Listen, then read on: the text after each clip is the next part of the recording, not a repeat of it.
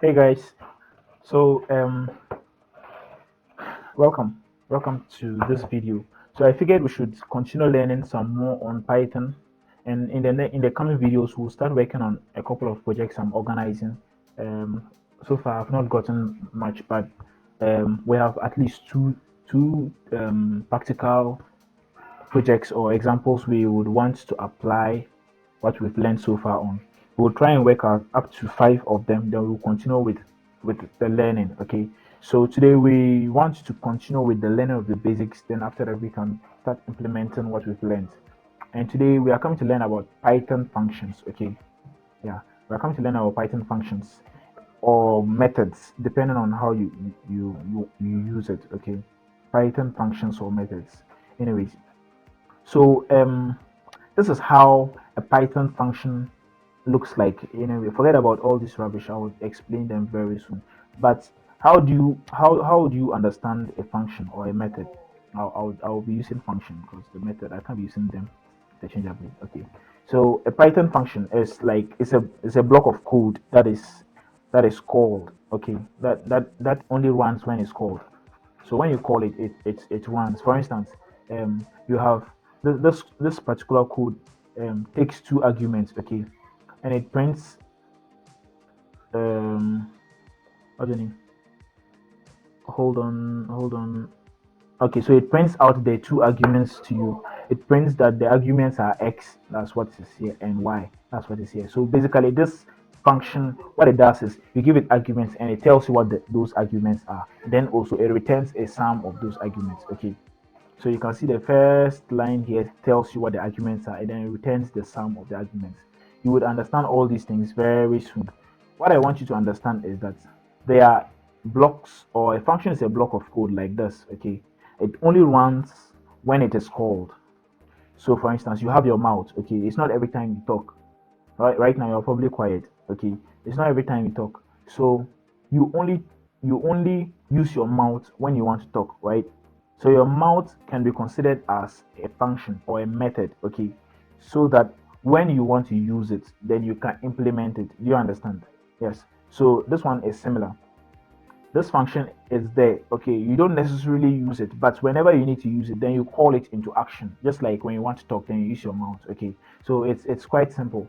Now, before we go into the code, I just want to explain to you what these stand for. Now, this is a system word. Okay, the def, it stands for definition. Okay, or define. So define this function called add. So now def is a keyword. Okay, this add is a variable name. Okay, so that's the name of the function. You can name it anything you want. You can say define my name, or define multiply, or define add, like this, and then you give it parameters. Now these parameters are used in the code itself. Okay, so you give it parameters. Probably you want for instance, if you want to talk, you would want, there are certain words you want to say. Because you want to talk, there are certain words you want to say. So you put these parameters, that's the words you want to say, okay, into your mouth, and allow your mouth to spit it out. You understand? And make a certain meaning. Anyways, we'll start very soon. I just need you to understand the syntax. Okay, define, that's the keyword. Then the name of the variable, your parameters. It's not every time you always have parameters. Okay, sometimes you can just choose, depending on what your function is for. You can choose to give it parameters or not to give it parameters. Your column. Okay, then you bring down your other code in an indent. Okay, so make sure that the code is in an indent.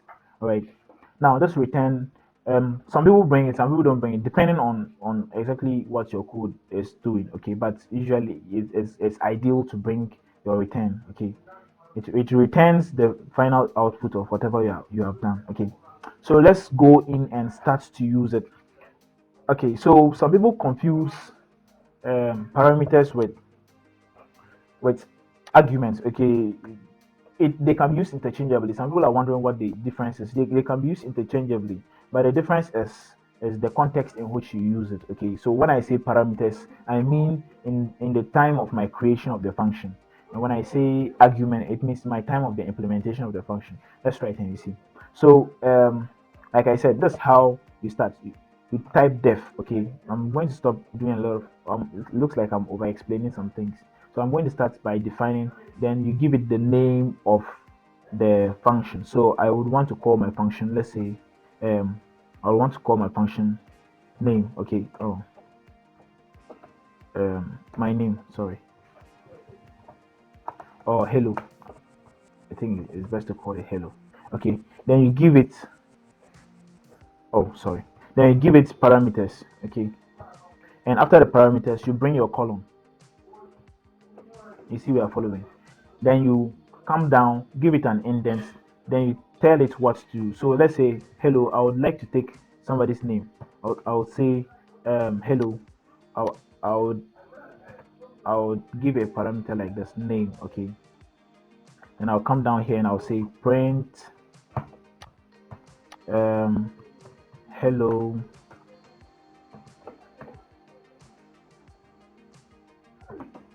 um okay, hello, whoever it is, dot format name. Okay. All right. So what this function basically does is it takes your name and then it says hello, and then it inputs whatever name you've given it. All right. So now this one is called a parameter because it is what I used in the creation of the function. Okay, that's a parameter. Now, if you want to call a function or if you want to use a function, basically what you do is you have to know its name. It's called hello. Then you give it a parameter. If it requires parameter, you give it. How do you know it requires parameter? In its definition, did they give it, for instance, in this one, the definition we required a parameter. We said if you are come to use this function, then you must give it a name. That's why it's telling us to give a name here. Okay, so if you're using this function, you must give it a name. So I'm going to say Kojo. Kojo. Okay, and I'm going to print. Okay, so let's run. It says hello, Kojo. Do you see the sense it makes? Yeah. So basically, that's how to use a function. Note that over here, you don't put it in quotation marks like this. No, you don't do that. It's a parameter. Basically, it's a variable that is still not having a value. Okay, basically it's like that. So you don't put it in quotations. It is your arguments you put in quotations. Okay, especially if it is a string, you make sure that whatever string you have is in quotations. Then it can be able to read. If you don't put it in quotations, it's not going to understand what you're talking about. All right, let's run it and see. Okay, you can already start seeing the error here. It says it does not know what Kojo stands for. All right, so make sure you put it in quotations.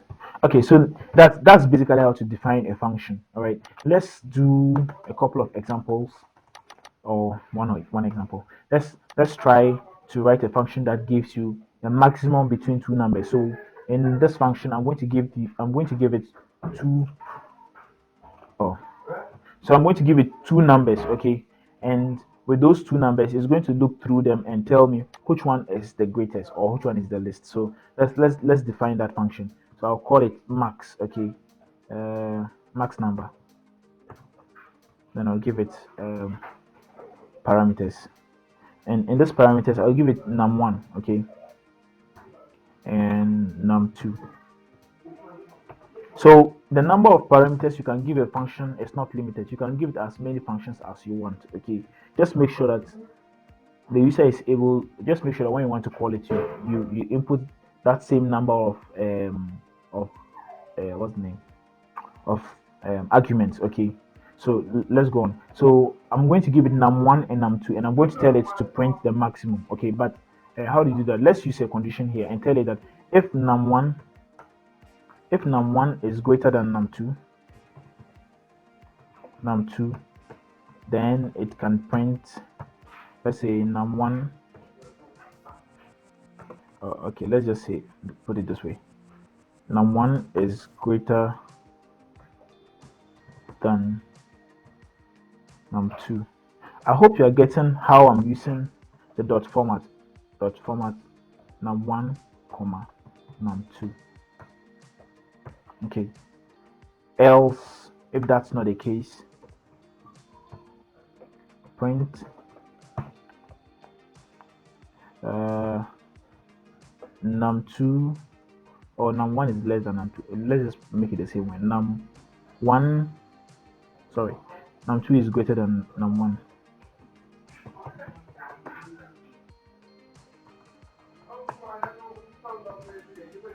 Is greater than num1. Okay, dot format. So this time we'll ask you to give us num2 if num2 is greater before num1. Okay, so that we will not confuse ourselves. What's this? Undefining num2. Oh, sorry. Yeah. Okay. All right. So now let's call the function. Note, if you just run it, it won't give you any values. Okay. It won't give you any values. It will just tell that it has run the script, but it won't give you any values. So if you want to use it, you make sure you call it. So you say max number, then you give it two functions or two numbers, sorry, and 8. Then you run. It says 8 is greater than 4. Okay. And then assuming you interchange it, then we expect that the opposite of the loop should work. All right. 10 is greater than 8. Do you see? Don't just concentrate on the problem being solved, but concentrate on the tools that are being used to solve the problem. That's the best way you can understand what's happening. Yes, it this problem is not really a very practical problem. It's not something um, that is complicated. It's just a simple thing. Okay. So what I want you to concentrate on is the style and the tools I'm using to solve this simple problem. Okay. So if you can understand that, okay, I first of all introduced my function. Then I knew exactly what the logic should be. I knew that, okay, I want to confirm between two numbers which is greater.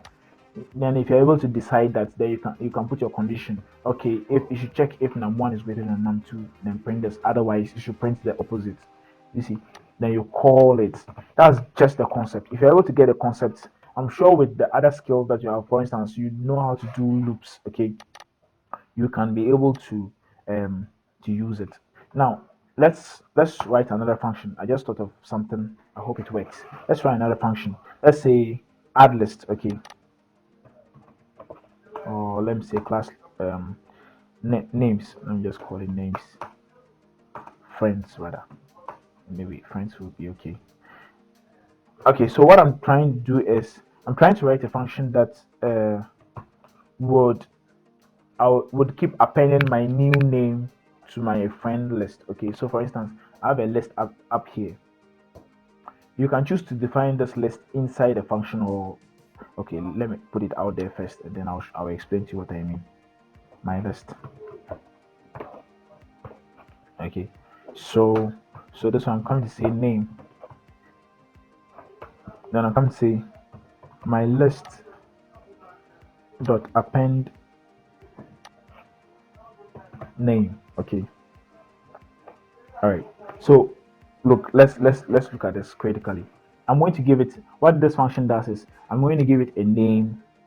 Okay, and it's going to take this name and append it to my list function. Okay, so what I'm trying to say is that you can put this my list. Okay, first of all, let's just try to run it, then you understand what I'm trying to say. I'm going to say my friends, sorry, friends, is it friends? Yeah, friends. Then you give it Sylvia. Oh, in quotations, sorry, make sure your arguments, if it's a string, make sure it's in quotations. Okay, is friends correct? Friends. Oh, no, that's not it. It's good spelling. Friends. Okay, so then you run. Oh, I didn't ask you to return anything or print anything. So now um print my list. Okay, all right. And when we run, it's going to return Sylvia to you. Okay, and then you can give it, let's say, Kojo, and it's going to give you Kojo. All right. Yes. So that's what I'm trying to say. Now there's something called scope. Okay, I don't know when I will mention it again, so let me just mention it here. There's something called scope. Now, this because this my list is out here, okay, because this my list is out in the open and it's not inside this function's indent, okay, you can always access my list from everywhere. Even if you come down here, you can say my list, my list dot append and you can give it another you can give it another function. Okay, you can use my list anywhere. All right, you can use my list anywhere, and it would always work. All right. Now, if you move my list into this function like this, all right, only things inside this function can be able to use it. All right, but things outside, good. You can see that this one is highlighted red. It's telling that it does not know what my list stands for, because this guy is outside, because this guy is outside the suite, or is outside the block of code for this guy, for the friends. Okay, so this one is having it, you've limited the scope of my list. My list is not available to everybody, it's only available to these friends. Okay, if you bring it out here, it's available to everybody. It becomes um a public variable. Okay, now you are wondering, how about this guy? Why isn't this guy highlighted? Because this guy is getting my list from in here. Okay, so that's the same. Basically, he's having it within him, but my list here is it's undefined. You don't, it doesn't have a definition. Okay, so when you're defining your variables, make sure that you know which functions are going to have access to it. If you have so many functions, for instance, if you have another function like this, if you have another function like this, let's say def, what example should I use? Def print names or output. Let me just call them output. Okay, then you come and say print my list, so that my list will give you the name. It's going to tell you it doesn't know what this my list stands for. Okay, it doesn't know. Do you understand? Undefined, because my list is not part of a scope. Okay, so I just wanted you to understand what I meant by scope. All right, so if it's a public variable and you know you'll be using it elsewhere, just make sure you put it out here, and then you'll be okay. Oh, the indent, make sure you put it out here, then you'll be okay. This one, this parameter here. Okay, where did we define it? Should we use this example? I'm going to take away this one so that we'll be using only one example. Okay, so this parameter here, all right, there are two parameters here. Now, sometimes you'll be working with something and you don't know how many parameters you want to take. So you can always create an opportunity for more parameters to be used. For instance, like this, you give it a star, okay, then you give it the name of the function num. Okay, now because I've taken away the parameters, it doesn't make sense to add this. So num, for instance, like this, so you can always say print you can say print num 0. Okay, so it's going to accept these ones as a list or of that sort. Okay, and you are going to print out the first. So let's just call it here. You see, what's the name? Max numbers. All right, then I'll give it 2 comma 4 comma 8 comma 79 comma, anyways, 5, and I'm going to ask you to print out the fair. What is this? What is this? um Hold on.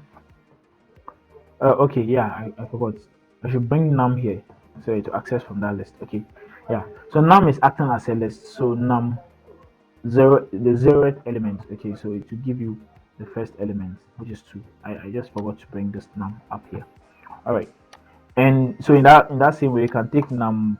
Okay, I don't think my elements are up to 5, so num 3, it will give you 79. Okay, so I think you understand this concept, right? You can take as many variables as you want to. There are ways in which you can use these kind of opportunities, so just you think around. I'm sure you figure out the best way you can use it for your project. Okay, and I just realized I didn't explain the return value to you. Okay, so I'm just going to explain it. It's quite simple.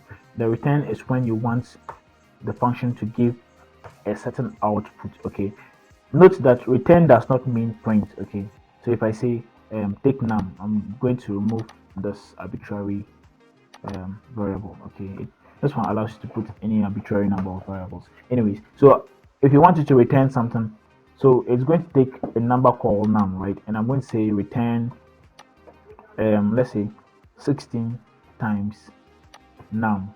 All right, return 16 times 9 num.